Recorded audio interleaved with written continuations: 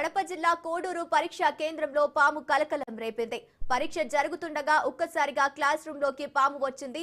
పాము రావడంతో విద్యార్థులు భయాందోళనకు గురయ్యారు. పరీక్షా కేంద్రం నుంచి విద్యార్థులు బయటకు పరుగులు తీశారు.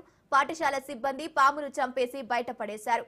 విద్యార్థులు తర్వాత క్లాస్ రూమ్ లోకి వెళ్లి పరీక్షలు రాశారు.